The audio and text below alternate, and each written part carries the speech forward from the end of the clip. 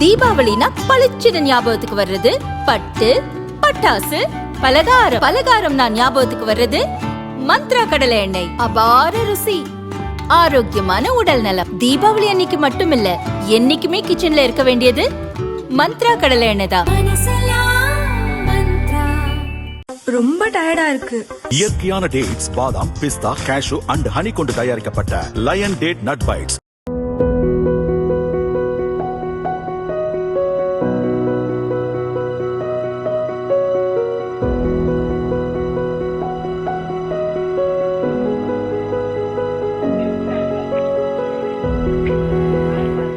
உலக புகழ்பெற்ற அவனியாபுரம், பாலமேடு மற்றும் அலங்காநல்லூர் ஆகிய பகுதிகளில் தைத்திருநாளாம் பொங்கல் திருநாளில் தமிழர்களின் வீர விளையாட்டு ஜல்லிக்கட்டு போட்டிகள் நடைபெறுவது வழக்கம். இந்த ஆண்டு நடைபெறும் ஜல்லிக்கட்டு போட்டிகளில் களம் இறக்க காளைகளை அதன் உரிமையாளர்கள் தயார்படுத்தி வருகின்றனர். மதுரை பாலமேடு வடக்கு தெருவை சேர்ந்தவர் அழகு பிரியா. இவர் காளை வளர்ப்பதில் ஆர்வம் கொண்டவர். இவருக்கு திருமணமாகி 2 பெண் குழந்தைகள் உள்ளனர்.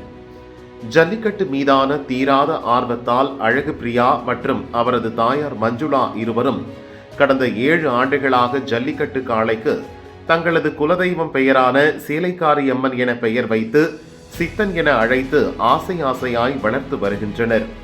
பாலமேடு நாங்கள் வடக்கு தெரு.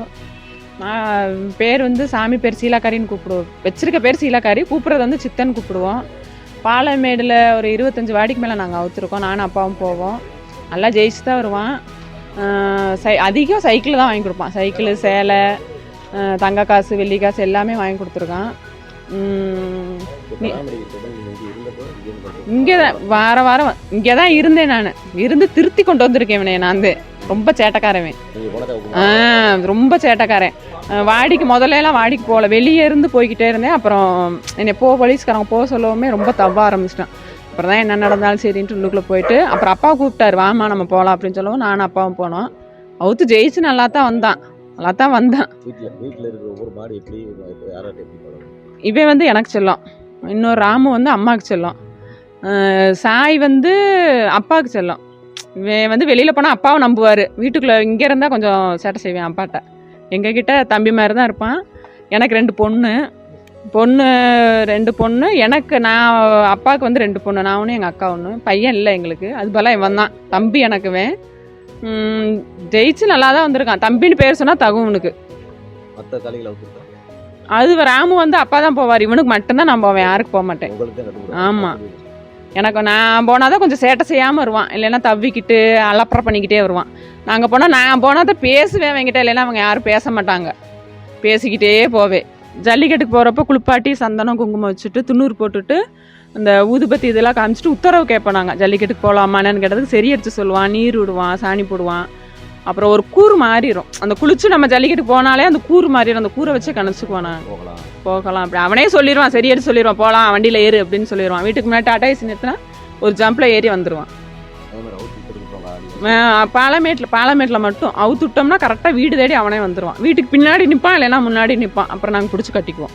அழகு பிரியா தன் குழந்தைகளிடம் எப்படி பேசி பழகுவாரோ அதுபோலவே சித்தன் காளையிடம் மிகவும் பாசத்துடனும் செல்லமாகவும் பேசி பழகி வருகிறார்.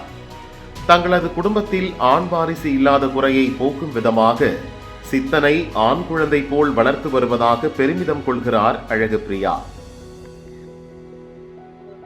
என் பேர் மஞ்சுளா, எங்கள் வீட்டுக்கார பேர் ஜெயராமு. நாங்கள் பாலமேடு வடக்கு தெருவு. எனக்கு 2 பொண்ணு. எங்கள் பொண்ணுக்கு 2 பொண்ணு தான் இருக்குது. எங்களுக்கு பையன் இல்லை. எங்கள் பையன் இல்லாத குறைய எங்கள் பையன் சித்தன் தான் எங்களை தீர்த்து வைக்கிறான். பேர் சீலக்காரி, குலசாமி பேர் சீலக்காரி. அது பேரை அவனுக்கு வச்சுருக்கோம். அப்போ நாங்கள் கூப்பிட்றது சித்தன்னு கூப்பிடுவோம். எங்கே போனாலும் எங்கள் பொண்ணுதே போச்சு. போகவும் பொம்பளை பிள்ளைய மாட கூடுறாங்க அப்படி இப்படின்னு சொல்லி ஒரு இதாக பேசினாங்க. அப்புறம் அது போகலை. அப்புறம் 2வது வருஷம் அவங்க அப்பா ஒரு தைரியப்படுத்தி ஊக்கப்படுத்தி, நான் இருக்கிறேம்மா, பொம்பளை பிள்ளை இந்த காலத்து எல்லாமே செய்யலாம் வா அப்படின்னு சொல்லி ஒரு தைரியமாக அவங்க அப்பா கூட்டிகிட்டு போனார். தைரியமாக அவுத்து ஜெயிச்சு வந்தாங்க. அவனுக்கு என்னென்ன தேவையோ எல்லாமே நாங்கள் செய்வோம். எங்கள் பிள்ளைகளை விட ஒருபடி மேலே தான் அவனை நாங்கள் பார்ப்போம். அவனுக்கு வேணுங்கிறது கடல மிட்டாயிலேருந்து பிஸ்கட்லேருந்து ஒரு 2 நாளைக்கு ஒருக்கா 2 சீப்பு வாழைப்பழம் வாங்கி கொடுப்போம் அவனுக்கு. அப்புறம் திருச்சியில் ஒரு மூட்டை 2500 சொல்லி ஆர்டர் பண்ணி அவனுக்கு தனியாக அவனு ராமுன்னு ஒன்று இருக்குது 2 பேர்த்துக்கும் தனியாக ஆர்டர் பண்ணி அவனுக்கு நாங்கள் ஸ்பெஷலாக வைப்போம். நடைபயிற்சி பழக்குவாங்க, கம்மாயில் போய் குளிக்க வைப்பாங்க. அவனுக்கு என்ன வேணுமோ அதை விட நாங்கள் அவனை பார்த்தோன்னே நாங்கள் செஞ்சுருவோம். அவனுக்கு ஒரு 6 மாதம்னா நாங்கள் வைக்கோல் போட மாட்டோம், கடலப்பொடி போட மாட்டோம், எதுவுமே போட மாட்டோம். பச்சை புல்லு தான் போடுவேன் நான். எங்களை பார்த்தோன்னே எந்திரிச்சிருவேன். தண்ணி குடிக்கலைனாக்கு சரி அடிப்பேன். அப்புறம் அந்த தீவனம்லாம் வச்சுட்டு தண்ணி குடித்தோம்னா பேசாமல் அமைதியாக படுத்துக்கிடுவேன். அப்புறம் எங்கே போனாலும் அவன் ஜெயிச்சுட்டு தான் வருவான். அவனுக்கு எங்கள் பிள்ளை இல்லாத குறைய அவன் ஒருத்தன் தீர்த்து வைக்கிறான் எங்களுக்கு. சித்தனுக்கு மக்காச்சோளம், புண்ணாக்கு, பிஸ்கட், வாழைப்பழம், பசும்புல், கடலை செடி உள்ளிட்ட சத்தான உணவுகளை அழகு பிரியா வழங்குகிறார். ஜல்லிக்கட்டுக்கு இன்னும் ஒரு சில நாட்களே உள்ள நிலையில் தங்களது ஜல்லிக்கட்டு காளை வெற்றி பெற வேண்டும் என தாயும் மகளும் தீவிர பயிற்சி அளித்து வருகின்றனர்.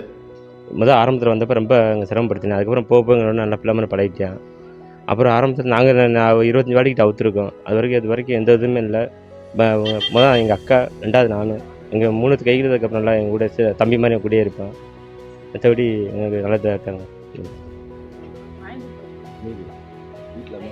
வீட்டில் அமைதியாக இருக்கும். கடத்துக்குன்னு போயிட்டோம்னா அந்த இடத்துல அதோட வீரத்தை காமிக்கும். சீலக்கரைமன் கோயில் பேரை வச்சு கட்டணும். அது வரைக்கும் இது வரைக்கும் எந்த நல்ல பேர் தான் சம்பாரிச்சு கொடுத்துருக்கு.